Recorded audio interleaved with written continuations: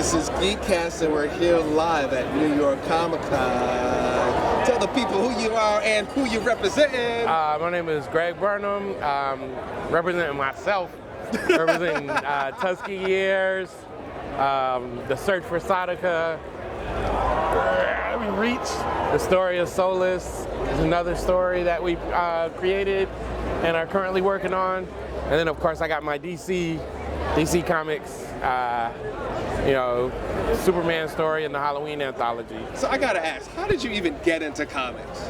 How did I get into comics? Yeah. Man, the beginning of that, I had to go back, so my first memories are living in England. Okay. My dad was in the military. Right. So we came back to the United States, and I got to meet all my cousins and stuff. Right. And my big cousin, who's still to this day one of my biggest role models, he had comics in a little trunk, and he was showing me his comics. He's 10 years older than me. Right. Maybe 8, something like that. So he's showing me these comics, and I'm licking my chops. The only thing I knew about was Spider-Man at the time. Right. And so he's like, nah, I'm getting ready to go hang out with my friends.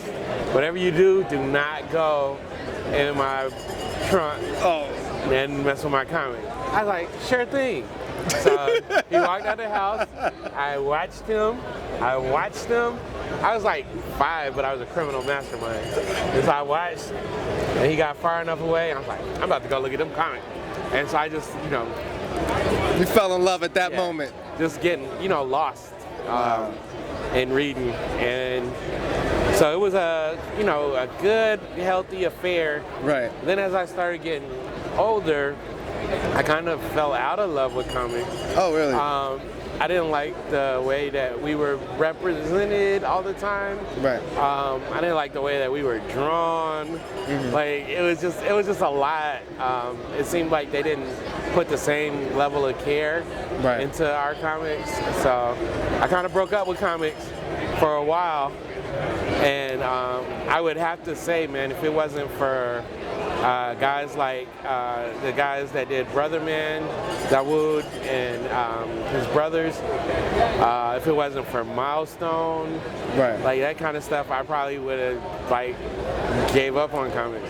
But I never had the idea that I would be working with DC or anything like that. Right, that was my next thing. What was the aha moment that said, yeah, I'm going to create comics? What was that? I moved to Atlanta, so I had been in Louisiana. We were doing music. I had my crew, people I had been around for so long.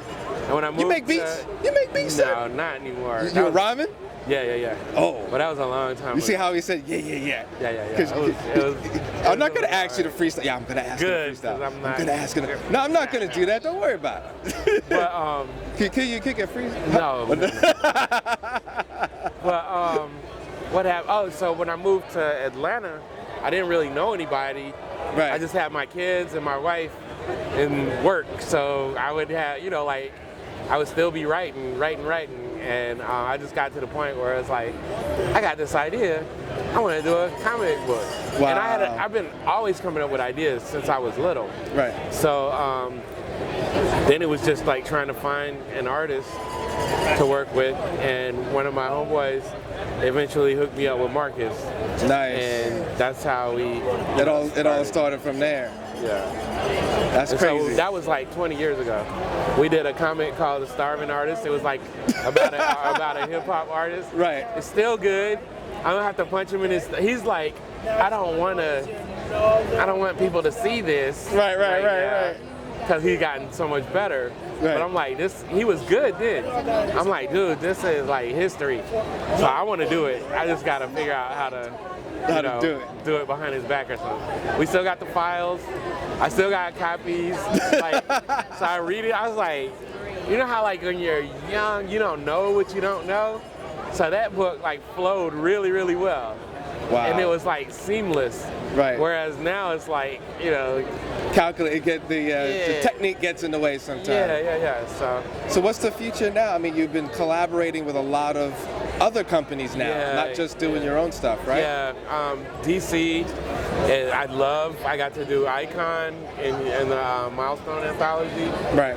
So Icon is like the Superman of the Milestone, of the Dakotaverse. Right. And then I got to do the Superman story in the Ghouls Just Want to Have Fun Halloween anthology. This just came out last week. Wow. And so I was trying to open it up. It's fresh, folks. It's fresh. Javier Rodriguez did the art. Wow. He's incredible. So, and I may be working on another anthology story for them. I'm super excited about Owsley. Little Rock Files is the name of the book with Fair Square Comics. It should be coming out. It was supposed to be out. We missed our deadline, but it should be coming out really soon. The art's done. We're in the fine editing stage right now. Yeah. So I'm super excited about that. That's an 80s noir detective story. Would you still say you're an indie artist? Yeah, I think so. 10. Look, still making it happen. People loving this stuff. I mean, you're like, it's so interesting to see, because we've been covering and checking you guys out for years and talking to you, and it's a blessing to see how far everything is going, man. And it's what's next? Because this is exciting. Yeah, man, more comics, obviously. Trying to branch into some film, like animation and stuff. Right. Trying right now, but I just want to keep building. I don't know if I mentioned this. Yeah, I got you. So my little brother, he had this idea even before we had Tuskegee Airs. Wow. And he wrote he's got 1,000 pages worth of story in here. And so recently I helped him come up with he has this thing, but helped him turn this story into a comic. Wow. So we're almost done with the second issue. Super excited about this as well. My dream is to have build teams and be able to have units to where we can continue to reach the next level of publishing. Right. This level is cool.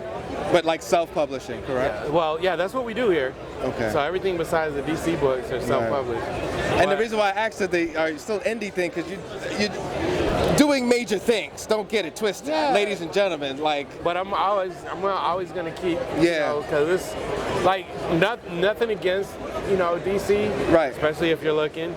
But it's with this, we get to tell the stories and do them exactly the way we want to do it. Right, no red tape. This is what we want to do. Right. Boom, boom, boom. Yeah, whereas also it can be a slow burn because when we're doing these, we might not sell, 80,000 copies out the gate, but we can print and publish at our own pace. Gotcha. And so, this book is not a failure if it doesn't sell 20,000 the first week. You know what I'm saying? It's a slower burn, but we get to control. It's pretty cool. So how do people follow you? Website, how they can purchase your stuff? So website, I have, let me see, platforml7.com. That's when you fly, when you don't even know your site. Right? You just... I know it. I'm just trying to show you. You got so much going on. You're what is it again? I just wanted to show. So this is also a new children's book I just released. Nice. But yeah, so platforml7.com. Okay. We also have TuskegeeAirs.com. On Instagram, I'm Greg_Burnham7. We have Tuskegee Airs. We have the Search for Sautica. So, we're trying. And they're doing, ladies and gentlemen, he's trying to be humble on there. He's doing it. He's doing it. Thank you so much. Thank you. And check out Marcus. He's downstairs, G23 and Artist Alley. Awesome. Right. You're watching GEEKCASTER.